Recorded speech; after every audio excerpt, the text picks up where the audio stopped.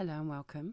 You're listening to episode 8 of TAIT, that's TAITE, which is short for Talking About Immersive Theatre.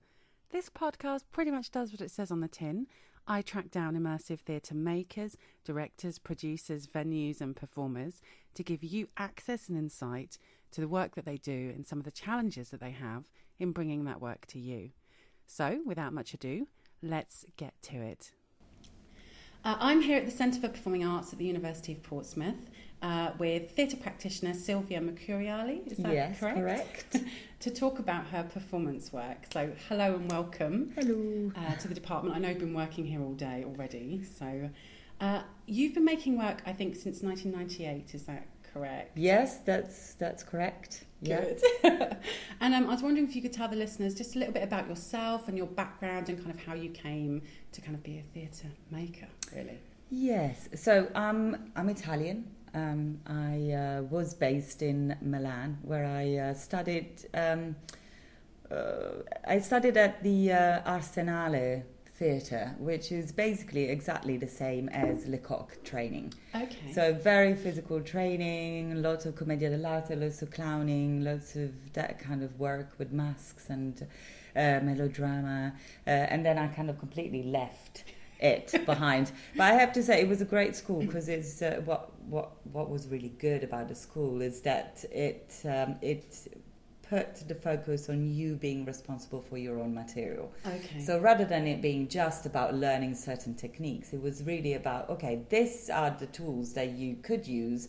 What are you going to do with them? And so I'm really glad I did the school, even though I don't do anything close to that right now. So I was working in Italy, did a bit of work here and there with like a couple of dance companies and physical theatre and acting.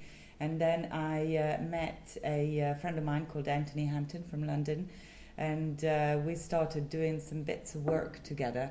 And at some point we just kind of said, well, let's make a company. Mm-hmm. So I moved to London in the year 2000.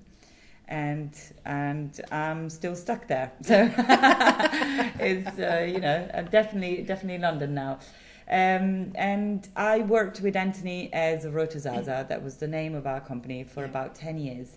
And we kind of always made work that had something to do with this sort of dual personality that we all have, this kind of like split in your brain with like one voice telling you what to do and one voice or body, in fact, trying to deal with the instruction. Yeah. And the way that you are perceived and you present yourself to other people. So it's really actually all about what people expect when they look at you and what you expect to convey when you present yourself, sort of thing. Yeah.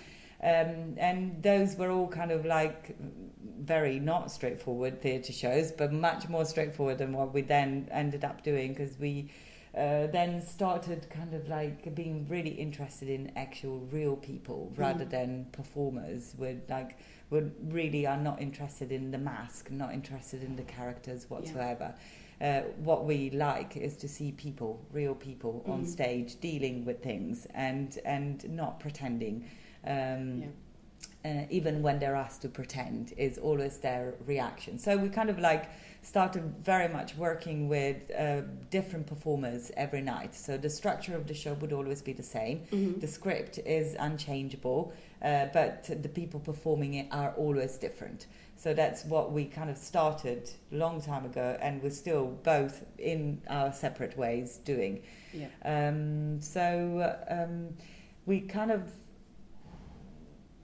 We had this idea of like different guest performers, as we call them, coming on stage half an hour before a show. Sorry, can I just pause? Don't worry. Okay, sorry about that interruption. Thought we were going to get locked in the room, which would not have been good. Sorry. Always best to have the keys. So you've talked a little bit about Rotozaza. Is that pronounce it correctly? So you worked with Rotozaza and Ant Hampton as co-directors.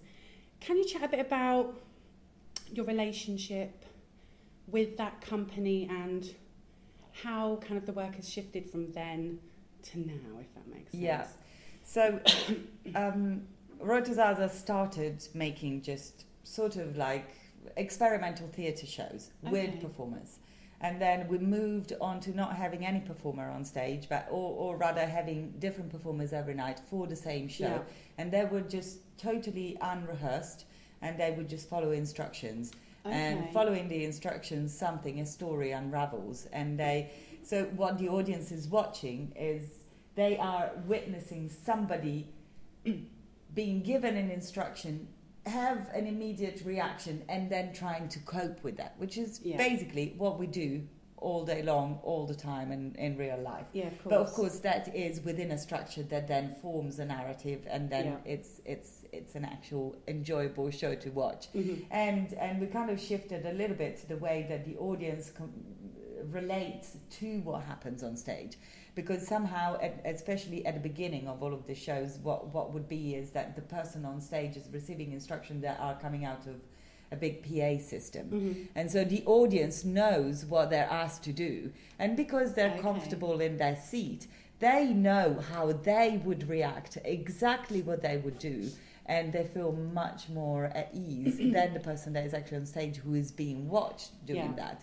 So you have somehow the kind of power balance that you normally have, where the performer has the power and the audience is kind of like subject to their power, is completely reversed. Now the audience has got much more power than the performer on stage. So we kind of really like that, and just try to go quick. So then talking to audience members, they were all like, oh my God, you're so lucky. You get to see all of these different people doing exactly the same show, but it's always different, and it must be really interesting. And yes, it is really interesting. And then we started putting more and more people on stage, so that you could see like the different reaction of the same action. And then slowly, we just kind of talking to also the performers, or guest performers as we call them, that were on stage. We realized that what they really liked was the freedom that you get with receiving an instructions, because you suddenly are not responsible whatsoever for what you're going to do, for what you're going to say. You can take it really lightly and just say, but it's the director's fault, it's the writer's fault. I'm just going to go. And for once, we're always having to make all of this decision in our life. And for once, for 50 minutes, you can just chill out. Just let somebody else tell you what to do, which is a weird thing, because of course we want freedom. We don't want people to tell us what to do, but it's very liberating. Well, it's a strange paradox. I found exactly the same in my own work, that the freer because I'm very interested in engaging audience and in real people and in real bodies rather than potentially performers. And when I first started doing my experiments at kind of the beginning of my PhD, I gave the audience a lot of freedom, and it kind of froze them because they were confused exactly about those things, the power structures. They were confused about their role within that. So I started building in more and more tasks, more and more structure. And the more I did that, the more free the audience seemed to become. So I'm the same. I work with tasks and rules, and I found the more tasks, the more rules I have, the more things change and shift, and the more freedom they have. And to be honest, I think it's also fair, because you are responsible for the outcome of your own show. You can't dump it on the audience. And some people do it brilliantly, and some audience members are really up for kind of like going for it and improvising. But I'm not that much interested in that. I'm interested in creating an event, like a situation that happens, unravels, that surprises the audience members, even though they are making it themselves, just by following instructions. So Anthony and I, we started doing this kind of work, and the first thing that we ever did was called Etiquette, which we wrote in 2006.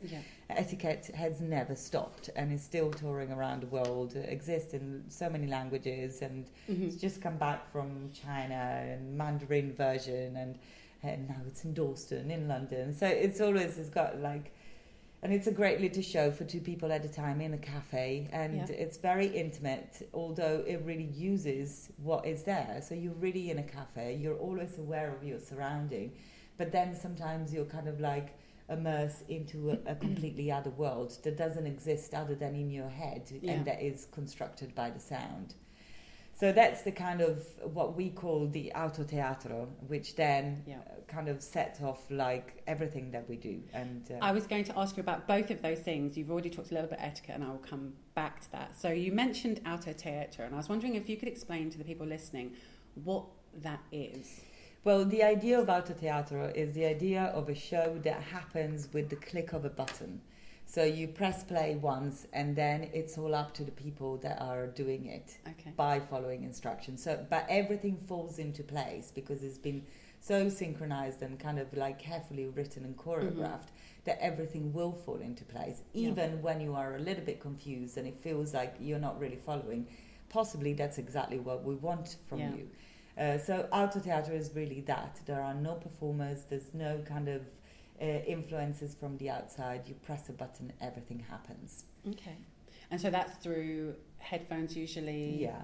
So it's mostly it's mostly headphones. So it's heavily kind of focused on sound, but also very much on the relationship of the two guest performers, audience members.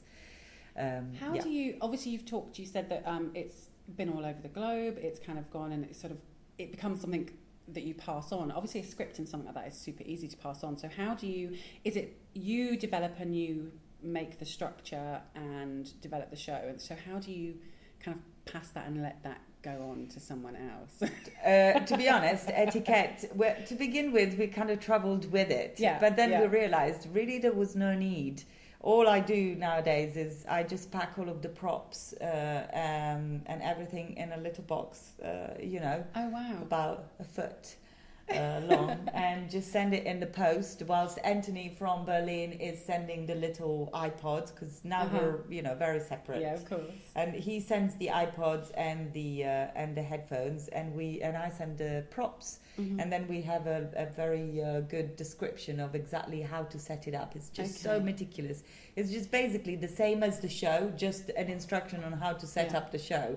And then we always tell them just press play, and there's always a Skype conversation, just to make sure they've actually set the props. So it's almost right. like an instruction manual and a package. It's exactly an instruction manual that we send. That's exactly what it is. And then we kind of have like live chat with the technicians, which is either me or Anthony, just saying that lamp needs to be a little bit more to the right, to make sure the ball of blue tack, it's really big, and this kind of stuff. But it's really easy nowadays with etiquette, and what is important is that the venue or whoever wants to present it gives us a very clear idea of where the space is, what's the kind of environment around it, how noisy it is. So we are actually quite choosy. We asked to send a video, so to get a real sense of the sound and the atmosphere there, and then we exactly choose the table and which direction they have to face and all of that. But it's all stuff that can be done remotely. So can you tell us a little bit more about kind of the nature of etiquette as a show, kind of almost, I know it's like the worst question to be asked is kind of what is it about as such? It's okay, because this is actually quite simple. Etiquette is about conversation. It's about the struggle that we find in everyday life to get the right words out, to express yourself in a way that somebody else is going to really completely understand you, which is an impossible task. Of course. Because what I mean and what you get is always going to be slightly different. And so it is all just about conversation. It's a sharing, and it's also kind of somehow meta theatrical, because the performer, the speaker, and the audience member, the listener, keep kind of swapping around. It's a little bit of a meditation also on what does it mean to perform and to witness. But it's really mostly about conversation and how hard it is to find the right words. And obviously, because this time the words are not your own, I'm giving them to you, is finally giving you 30 minutes of freedom where you do not have to worry about the words. Because then they're given to you. And again, that becomes a kind of freedom in itself, doesn't it? That kind of restriction actually enables you to be freed from some of the things that we normally have to do. And I think I lost interest a very long time ago in kind of things that were to do with mimesis and things that were to do with pretense, and I'm much more interested as well in kind of real bodies in real space and the reframing of the real through performative lenses. And I don't know where that fascination comes from, but it's kind of never ending, and because it's persistently changing as well, and I think that's something that's exciting. So I love the idea of a show that can kind of travel in a box. It's because theatre usually doesn't travel light either, does it? So it's almost the exact opposite of that. Yeah. You can have something that's compact and that can translate and move into different spaces like that. Yeah. So again, you mentioned that it's been all around internationally around the globe. Have you found people in different cultural contexts have responded to it in different ways? I have to say that actually mostly no. Mostly really people are very... I mean, yes, sure, there is, in Mexico City, we were in a square, which is quite unusual for etiquette. Mm-hmm. And people, more than the people doing it, is such an intimate experience, and is so simple in a way that it speaks to anyone. I mean, sure, the Japanese might find it a little bit more challenging to touch each other's hand. Yeah. But there might be a bit more giggling. But the actual overall feeling of the show, it's always kind of the same, because it's really about creating a bubble between two people and allowing them to experience something that is really happening in front of their eyes because they are doing it. Mm-hmm. So somehow it's always the same. But then, of course, it's been quite interesting. And as I was saying, Mexico City, then you got like a massive crowd of people that want to watch the people who are doing the show, which absolutely makes no sense, because they can't hear. No. It's totally obscure what they're doing. They're a bit weird, but they love that. Anything was great. And I think I may have participated at the BAC. Did you do it as part of one of the one-on-ones? I definitely did then. I was sat at a table, headphones, I had little props. That's the one. It was quite a long time ago now. Must have been 2007, 2008, something like that. Yeah. I've got notes in a book on a shelf somewhere then about I think my experience. It's exactly, I tell you what it was, I think it's exactly 2011. Maybe. Yeah, because because I was there with also And the Birds Fell from the Sky by Il Pizzarosso. So I was in a room upstairs and Etiquette was downstairs. It must have been that year. Yeah, it must have. Yeah, because now you're starting to talk about it. I'm like, I definitely participated in that, which means I have notes about that in a book on a shelf somewhere, which I'm going to get round to at some point. So I was worried because I've only been to the showing that you did when you were here with us last time. I was worried that I hadn't been to enough of your work, but actually it turns out I have definitely... You have definitely seen Etiquette. Yes. Great. And that's really challenging now. I find it so difficult. You're like, I've seen this. It's like, well, I didn't really see it. I kind of... How do I now start to... Did I see it? Did I take part? It becomes really challenging to talk about this kind of work. Yeah, because it's also very personal. Yeah, and exactly. It's very personal, and it's hard to describe it. So, like marketing-wise, it's quite difficult. I always have this because people always want a soundbite, or can you explain it in 100 words? And you're like, no. It's quite hard. Really. Well, luckily, Etiquette in this case is quite simple, and it has to be said that when we made it, there was really nothing like that around. No, there wasn't. I remember because I was doing research for my PhD, specifically trying to find work that was engaging audiences in this way. And it really excited me because it was one of the early pieces that I found that was doing that. Yeah. So I'm going to dig my notes out now because I'm interested to see what I thought then, which is kind of so funny, isn't it?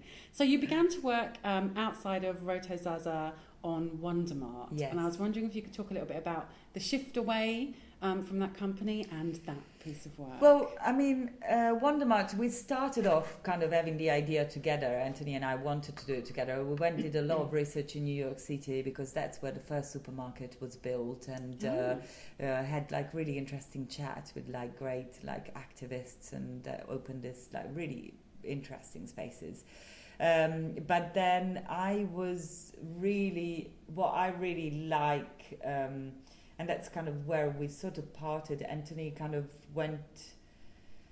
Well, Anthony would have to talk about his own work himself because I couldn't actually describe it. But what I got really interested in, and that's an old love of mine that I've developed with Gemma, in kind of using the space outside, using like, you know, normal spaces, public spaces, and use them for a slightly different thing. So Yeah. with a different hidden agenda Yeah. that nobody knows about. So without absolutely no disruption of the surrounding, no disruption for the people that are there and living and interacting with the space in the way that the space has been built for, but using it as the sort of background of a private experience that only happens to the people that have headphones, who are completely hidden within the crowd.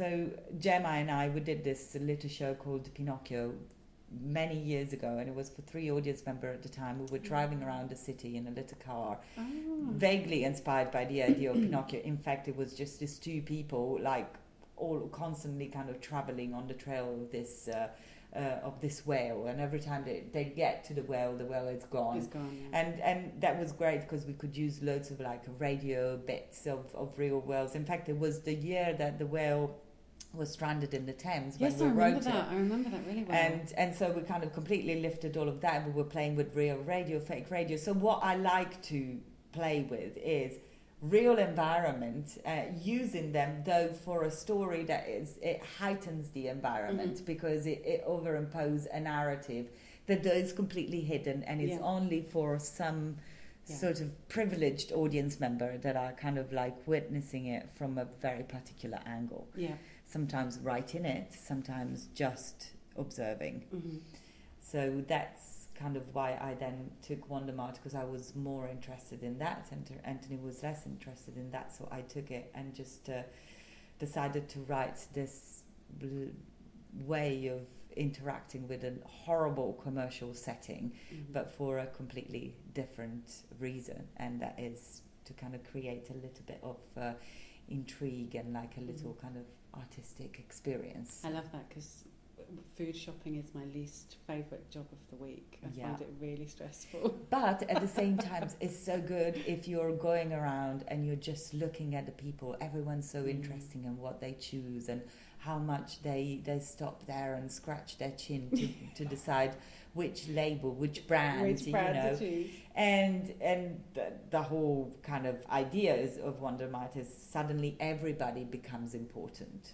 So all of these people that normally you want to just kind of shove to one side because they're just in your way, you're there with your trolley, you're just trying to get your shopping quick, get to the milk, it's always at the back, you know where it is, go, grab it, jump. Like, instead is pause, look around and look at the people and discover, this person could be this, or is he a surgeon, is he thinking about this, or like, so it's kind of overimposed. Obviously a big influence for me is John Smith, Girl Chewing Gum, and which is this beautiful film that I'm sure you know, but he kind of like films a corner in Dalston, in fact, and it has all of these people passing by, and then obviously he overimposed afterwards a commentary where it sounds like he's asking people to come and say, now the old man with the hat come in from the left as the 3 boys, the 3 naughty boys, like run around and wave with their hand, and then they keep going. And now I want the pigeons to all fly left to right whilst the car is crossing the road. It's just a brilliant film that I love so much. So the idea is really very much the same. Use the real world, use the real people. Don't bother them, because it's not fair, they're there, and there's no need to just shout in people's face to create a show. I think that's where things have really shifted since the kind of Fluxus happenings, kind of some of the things that really put people off things that call itself participatory frightens a lot of people, and I think because it comes from a very kind of protest and reactionary space from the 60s and 70s. But what I love is that actually everything's moved quite a long way from that. It's still being driven by those principles of kind of the reframing of the real, reframing of the everyday, but actually there's much more care, I think, in a lot of work now, and much more consideration and a duty to care for those environments and for those people. Also because if you want to use the environment and because of what it has, you can't go and change it. No. And if you start kind of like creating chaos, then it's not that place anymore. No, it's not. Exactly. So you've got to step back, let the place be what it is, let the people that live there do the thing that they normally do, and then just go from underneath, like sly, kind of hidden. Strategic penetration. Yeah, That's how I always think of it. Take the space and respect the space, but kind of make small kind of interactions from within that space and what that space actually is. And I think I like that work has moved away from kind of assaulting absolutely. a space and assaulting people, because I think that's what puts a lot of people off anything that says participation, because they just get terrified. Puts me off, I have to say. I'm the worst audience member in the world when it comes to participatory theatre. I just run miles. I don't want to know. Sorry. I'm just like, no. I'm always the first one. I want to play. I'm the worst. I just get up and I'm be straight in there. Oh, really? No. Always. I'm the worst, as in, like, really, I wouldn't want me in my own audience. You know?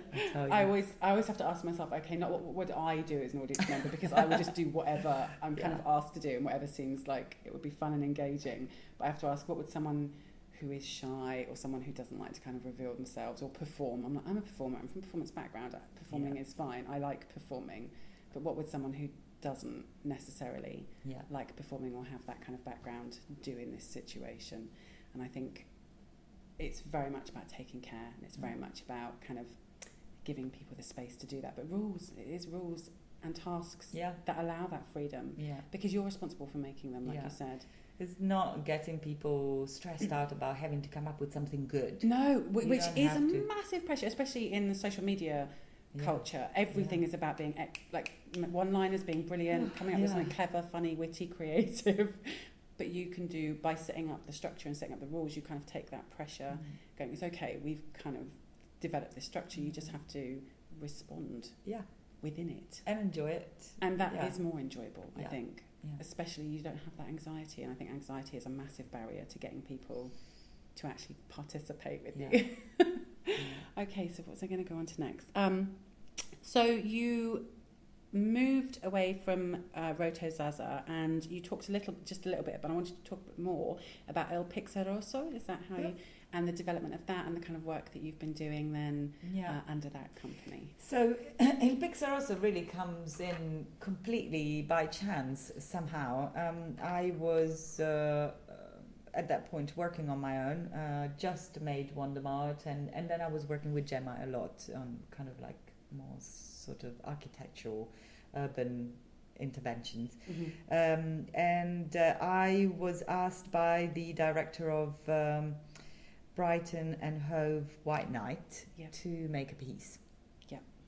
And I kind of had this desire of carrying on with this idea of like a journey, but push it into a journey that becomes completely fantastical. And so I was thinking, maybe I can have this car, maybe I can have projections onto the windows so they are in an enclosed space. But anyway, I started talking with a friend of mine, Simon Wilkinson, who's a brilliant filmmaker, and we just thought, let's just make the show together, because for some reason he was thinking about something in a car too. So we kind of looked at each other and was like, it makes no sense to make 2 shows for the same night in cars. So let's just do something together. And so we kind of really joined this idea of like merged together, like instruction-based theatre, autoteatro and cinema. So to create shows, basically what we did, we were using video goggles. So audience members are kitted out with a set of headphones and video goggles. So totally no ears, no eyes, or at least not your own anymore. And in fact, on top of that, we also put them in wheelchairs and wheel them around, and then drop them into a car seat, which had like a massive heavy bass behind to make it vibrate, so it really felt like you were in a car. And what you're watching through your video goggles is a film that is shot from your point of view. So every time you're given an instruction like stretch out your right hand and point, you would see exactly at the same time that you do the movement, the same thing happening on film. So this kind of idea of like, I will tell you later because right now it's just gone completely out of my brain, but is this rubber hand illusion. So it's a big study about, you know, like you got your own hand and then you got a rubber hand and you got a wall.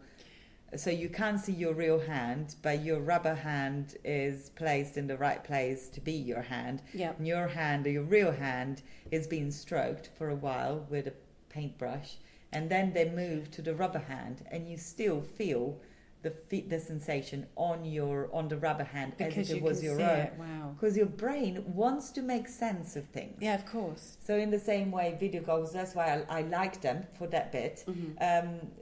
Because you could create a film that is like really feels like you are really watching the stuff that is happening there. And we also kind of cheated a little bit in the sort of autoteatro pure style, pressing a button and nothing else happens around you. But we kind of started like spraying scents. So there were like physical sensations and smells and like being moved into space that made sense of what you were watching. So suddenly everything felt really real, but it was completely crazy. A horrible experience which you wouldn't want to be in. Like you get basically in the film, in the show, you get kidnapped by this bunch of kind of horrible clowns speaking a language you do not understand, which we actually wrote a whole kind of made up language for that. And they're obviously pointing at you, laughing at you, talking to you, and you're trying to, and it's this idea of like just jumping, you know, into a world of instinct rather than reason, and for a while forget about what is good and what is wrong, and just go for instinct and pure kind of feeling and sensations. And by the end of that, it's like a sort of reminder. You kind of sort of meet yourself in the show, and you're looking out at your own reflection, and then you discover who you are. And then by the end of the show, you're in this big field, and you meet yourself again. And it's a little kind of like reminder that we don't always have to be rational. We don't always have to do the right thing. There's sometimes mistakes and shit, it's all right. Absolutely. Without, it didn't sound moralistic. It actually didn't have any kind of like, and this is what you should do, but it kind of felt like, you know, that sort of journey. And people loved it because it was so crazy and just completely disorienting. It's challenging as well, isn't it, with this kind of work, because you can't get kind of the numbers through the door, which does make it really difficult. And I wanted to kind of ask you, over the course of making your work so far, has that been a barrier to being able to produce things? No, not really. In fact, to be honest, it's been quite a positive thing, especially because I never, apart from this new project I'm working on now, never use theatre spaces. Never. So it's always stuff that a theatre can program alongside their normal program. So they get their bums on seats through like bigger shows, and this is actually what allows them to broaden their kind of audience engagement, get like more interesting people that maybe are not so interested in theatre but are really into technology, so they would come and suddenly be in touch with something that they wouldn't have encountered otherwise. Which is brilliant. I think there's an awful lot of people now, because there's so much crossover with gaming, there's so much crossover with kind of live action gaming, and I think there's a huge possibility for kind of new audiences and to bring new audiences into performance. And then, I mean, you know, etiquette would start in the morning, would end in the evening, so it's like, depending on how many tables they wanted, is 2 people per table every half hour. Actually, by the end of the day, you had like a good 60 people that went. So, and the same thing is for a Pixarosso, obviously less easy than etiquette or Wondermart, because that's really, once you've given the iPod, you don't have to do anything.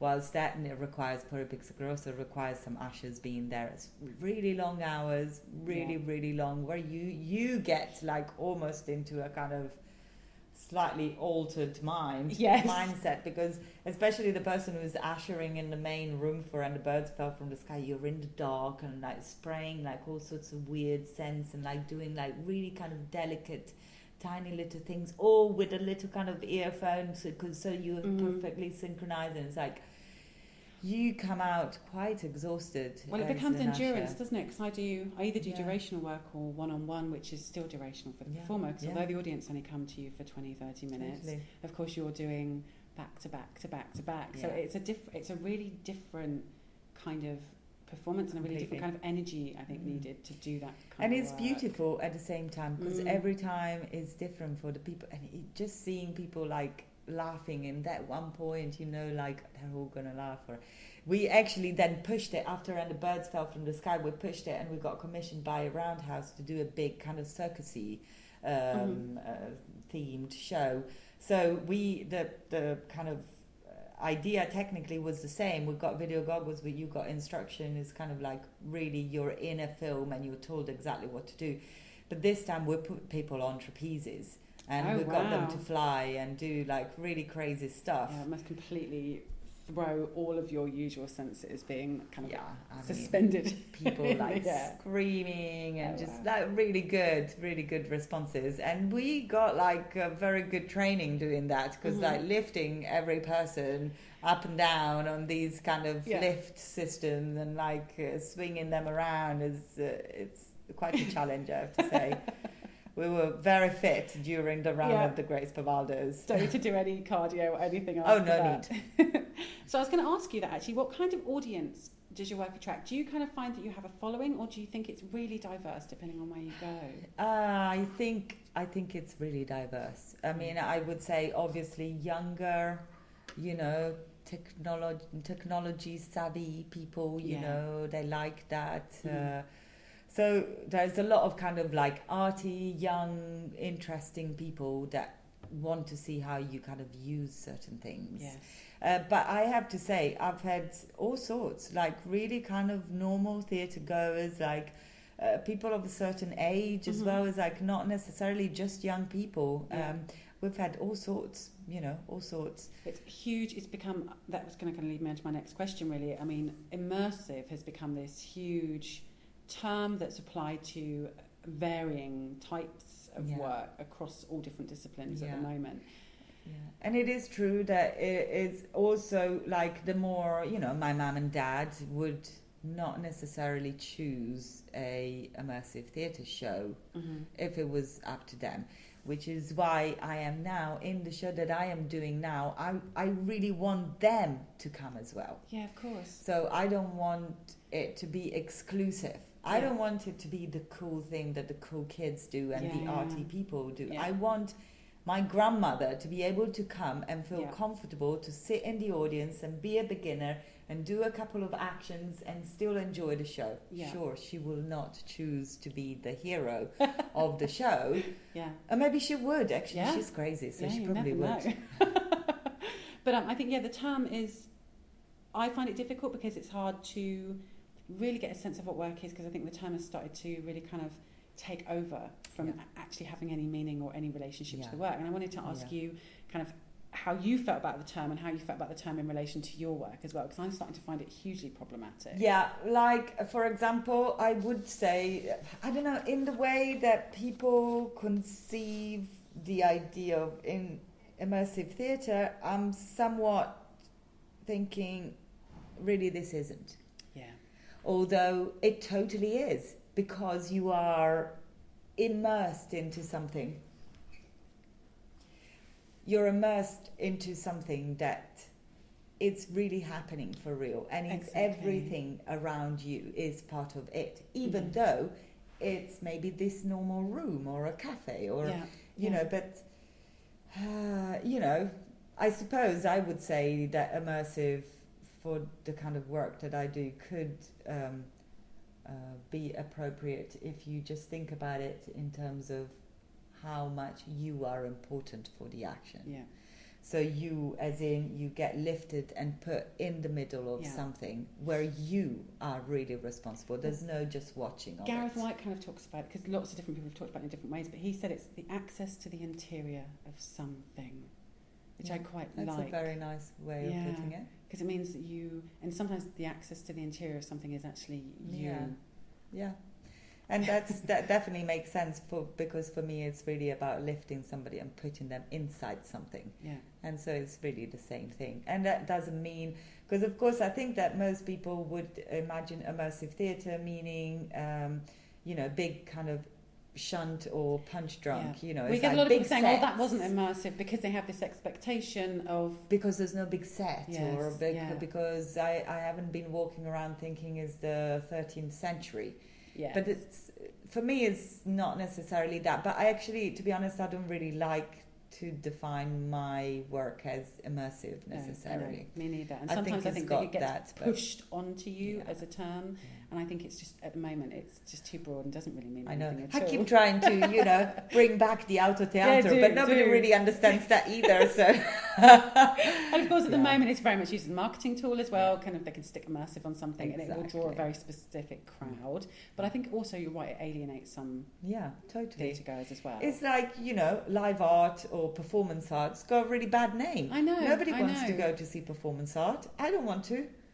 But that's just the preconception. Yeah, of course. But then you go, and it could be like a brilliant thing. It's and just it makes me really sad, because I would consider myself a live artist, but that term comes with so much terrifying baggage that even saying the words myself I find so problematic.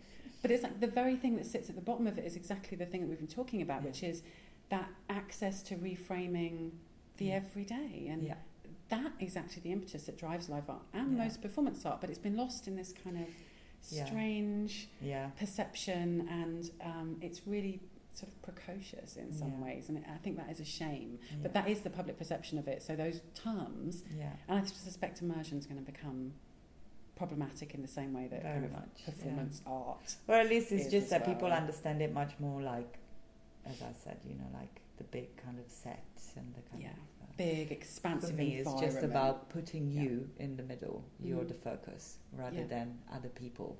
And actually, I think in some of those big, expansive environments, actually, you're not the focus at all. I actually feel like a ghost in those things. I feel like whether I'm there or not is irrelevant. Don't get me wrong, I enjoy it, and I think some of the things they do are actually just incredible and beautiful environments. But I don't feel like actually I'm inside. I always that feel like I'm observing. Outside. Yeah, me too. I always feel like I'm observing.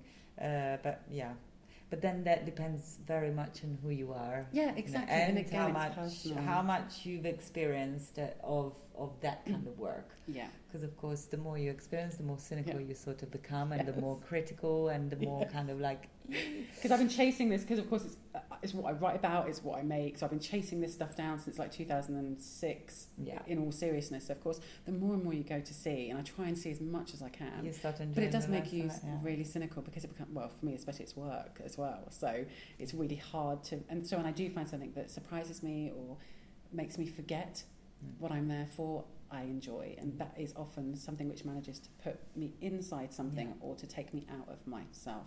I think either of those things works. So I was going to ask you, there is a lot of risk involved in dealing with work which requires participation, which requires the audience to engage in a specific way. And how do you, I know I have massive issues with this, how do you rehearse it? How do you manage it in your process when you have the most important thing absent? Well, there's a lot of in your head, isn't there? Of course. There's a lot of in your head. I have to say that I think after so many years, I feel like I have quite a good understanding of how long people take to understand a certain thing. Yep. And I think I've possibly understood what's the gap between an instruction and when can I expect them to have done it. Yeah. And then it's about, for me, it's really about writing the instruction and then rewriting them and then rewriting them and then until they're super clear. But definitely, I mean, for anything like From Il Pixarosso and Ruta Zaza or Wondermart on my own, it's easy because you can test it on yourself, or you can have a friend and test it, and the other person.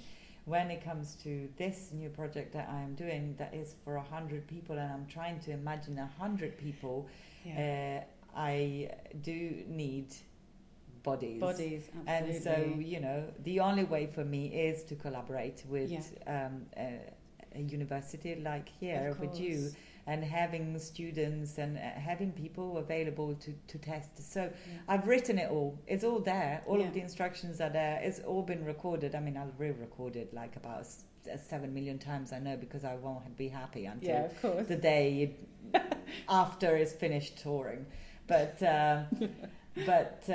this, for me, this part of the work is crucial. Now is about really testing 16 different people doing stuff at the same time. Yeah. Are they all falling into place? Of course. And for that's the only way you have to. It's the rules, isn't it? I've been working on the piece that I'm working on for 3 years, and it is literally about do the rules, see how people respond to them, and then just revise them and tweak trial them. and Revise them. error, Isn't it? And it's over and over and over and over again. It's really just about, like you said, trying to be as clear as possible in order to make them as comfortable and then as free as possible. Yeah, and also, I mean, I think I never ask them to do anything that is really embarrassing or that they wouldn't want to do, because I don't think it's fair. I'm asking them to say yes, so I have to take care of them. I agree, and I that's, think there is, for me, the first rule. A difference, isn't there, between there's a duty to care and a duty of care, and I think you have a duty to care what you ask those people to do. Yeah. And I think that is massively important. Yeah. And that for me is always the most important. And if they feel that you have really that you're not letting them down, you're not going to let them down, even if what you're building with them ends up being something that it's a little bit awkward or a little bit funny, or you end up failing. Yeah. You still know, because of the way that you've been led through, that you're looked after. Yeah, so exactly. It's just about caring for someone and feeling cared for. And I think people feel like they'll take a leap with you if you care for them and you hold their hand. Exactly. And don't let go. And that's all they need to feel, isn't it? Is that you, or if you do, that you have agreed to be able to do that. And I think it's about making people comfortable and caring for them. Have there been any instances when people have responded in ways that were absolutely surprising and have just, you've been like, I would never have thought people would behave that way or do those things in the performance, or are people usually fairly predictable? I have to say that probably I've had a couple of things, I mean, but it's really kind of very unusual. I mean, I've had somebody deciding that they were going to pour all of the food coloring that we call blood all over the surface, but he was drunk, and that's rule number 2. Drunk people do not take part in this stuff. They are not allowed, sorry. And then I did have somebody pretty crazy that decided to let go of the trapeze and throw himself backwards, which was quite crazy. That's really crazy. That's pretty crazy. Totally freaked me out, but luckily it was okay. But no. That's really people good are pretty good. People are pretty good. People do actually like rules, and people do tend to follow the rules. Occasionally, I think actually in the expansive spaces, I've spoken to practitioners where much more serious things have gone wrong, but they have a lot more freedom kind of within that space to misbehave. I think actually it was more likely for things to go wrong when we had guest performers on stage that they were sort of performers, because they wanted to cover up their insecurity at not knowing what was coming next with some sort of funny jokes or pretend kind of boldness. And actually that is why we stopped doing it with actual performers, because it wasn't so interesting, and they were actually ruining. I find that hard, and the first thing when I am working with performers is I have to kind of say, don't act, please don't act, just literally respond to the task or the role. That should just literally, if you do that, it will be interesting. Trust that it'll be interesting, and when it's not interesting, it's interesting too. So trust the rules. But it'll be interesting to see for this new show what happens, because I suspect that here there might be some place where people might go a little bit bananas. And they're drama students too, which means that they are true to performers too. See. So they like it. They don't mind. They don't embarrass easily. I think is in this new show I do tell people what they get. I allow them to choose how much they want to be immersed in the action, although they're totally all immersed. But there's those that are part of a big chorus, so that they can feel more. I would definitely go for the chorus if I was one. I'd definitely be a beginner, and if I could be a sub-beginner, that would be better. But anyway, that's the beginners are part of a big chorus, so they're kind of very safe. And then there's a smaller group, which, still you feel like, okay, I'm not on my own. But for those that feel bold and crazy, and there will be they some. will go for heroes. And the heroes, I'm going to have to be quite careful to begin with who I give the hero to. Yes. Because there might be people that are too keen on being heroes. Yes, exactly. And then end up actually not following the instructions and doing what they want, which is really not what should happen. So we're currently talking about your current piece of work, which is Macondo. Yes. But you're here with us for a whole week. We're really fortunate to have you here using our space, and our students are coming later in the week to work with you and help you to test some of these things. Yes. So would you like to talk a little bit about the show? Yeah, well, I mean, very briefly, Macondo is slightly inspired by 100 Years of Solitude, which is this absolutely impossible book to talk about. There's even if you've read the book, now I've read it 5 times, I'm still confused sometimes as to who's doing exactly what.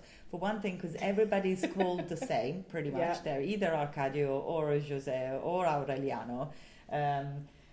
Or all 3 in the same name. And it's this massive saga, you know, it's over more than 100 years. And it's like the story is just so complicated, it's impossible to tell. So, but what I'm interested in this story is that the characters of the book, they find themselves leading a life that feels like they are leading. They are taking this decision. It feels like that.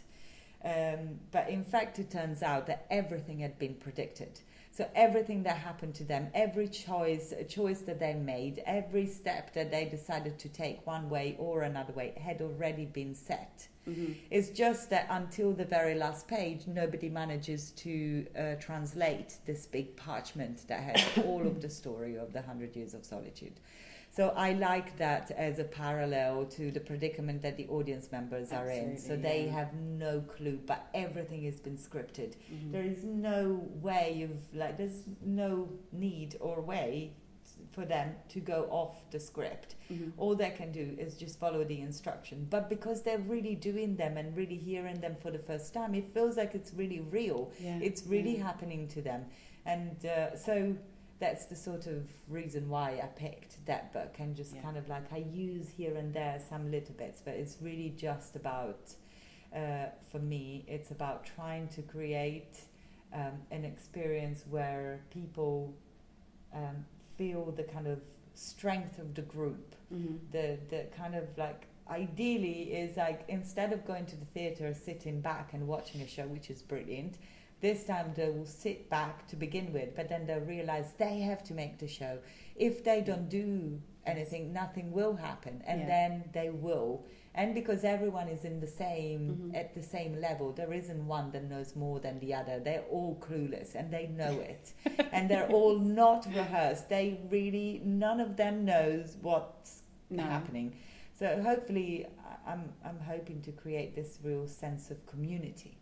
And the ability that a community has to build something. Yes. And then so that when they go out, they don't go out in different directions. They will, of course, but they go out together, having made something together. It reminds me of there's an academic called Herbert Blau who wrote a book about the audience, and he said audiences don't exist as a thing. They're made by and through performance, and that has always stuck with me as a maker and as an academic as well.